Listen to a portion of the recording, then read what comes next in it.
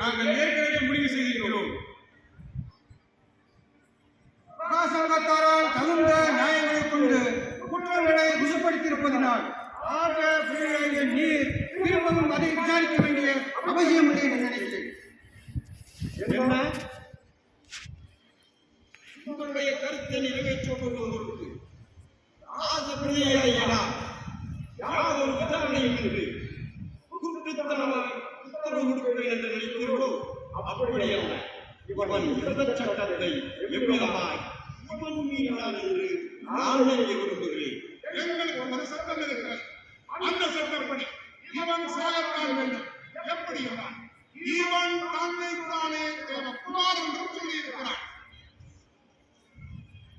ஆனால் இவன் சட்டப்படி மரண தண்டனைக்கு மாற்றுவானான் என்று எங்கள் தீர்மானத்தில் உறுதியாயிருக்கிறோம். வீண் வைராக்கியமான இப்படிப்பட்ட வார்த்தைகளா? ரோமை தேசத்தானா இவன் மீது மரணத்துக்கு ஏதுவான குற்றம் யாதொன்றும் கண்டுபிடிக்க முடியவில்லை.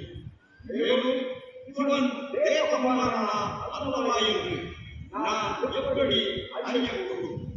இதை தவிர வேறு குற்றம் இல்லையாயும் உங்களுடைய தீர்மானத்திற்கு நான் இணங்குவேன் என்று ஒருபோதும் நீங்கள் நம்ப வேண்டாம். இவன் எங்களுடைய வேத பிரமாணத்தை மீறுதலாமல் சக்கரவர்த்திக்கு விரோதமாக அநேக காரியங்களை செய்வதில்லை. குழப்பக்காரராகவும் ஜனங்களை ஜெயிக்கிறவராகவும் கண்டுபிடித்திருக்கிறோம்.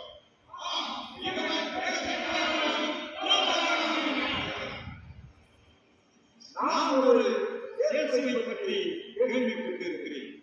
அவன் ஜனங்களை வரவழைத்து போதித்து அநேக ஆச்சரியத்துக்குரிய அற்புதங்களை செய்தவன் தான் நான் கேள்விப்பட்டிருக்கிறேன்.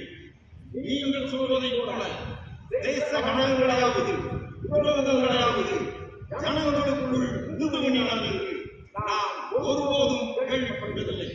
அப்பேற்பட்ட விஷயம் நடந்திருந்தான் நான் ஏற்கனவே அறிந்திருப்பேன். ஆனால் இவன் இப்போது எந்த இடத்தில் தேச கழகத்தை உண்டாக்கினான் என்று எனக்கு சொல்லுங்கள். தலைகளை கூட்டமாய் தன்னிடம் அறுவடை செய்து பெரும் கூட்டத்தோடு பெருமையாக வந்திருக்கிறான். அதற்கு ஆதாரம் என்ன?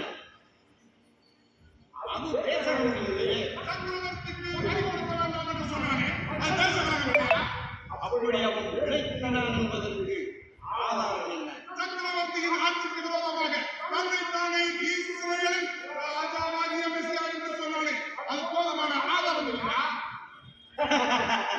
திடீரென்று சக்கரவர்த்திக்கு செலுத்த வேண்டிய பக்தி வைராக்கியம் உங்களிடத்தில் உண்டானது பற்றி நான் மிகவும் ஆச்சரியப்படுகிறேன். கிறிஸ்து எப்பேற்பட்ட கொடூரமான குற்றங்களை உண்மையில் இவர்கள் சுமத்துகிறார்கள் என்பதை கேட்கிறாரா? இப்போது எனக்கு நீ மறுமொழி சொல். பார்த்தீரா? அவைகளை இல்லை என்று மறுப்பதும் இல்லை.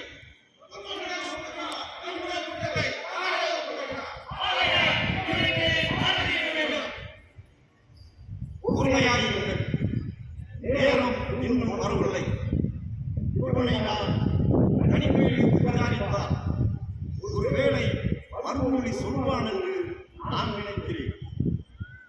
சேவகரே, இவனை வெளிமுற்றத்திற்கு கொண்டு போங்கள்.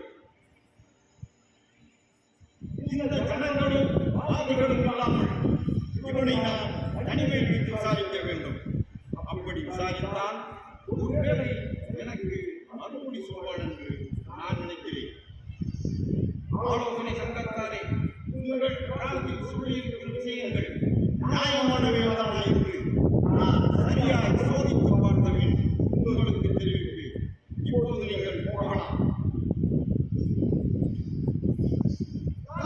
வீணாக காலதாமதம் செய்கிறார். நம்முடைய தீர்மானத்தை அலட்சியமல்லவா செய்கிறார்.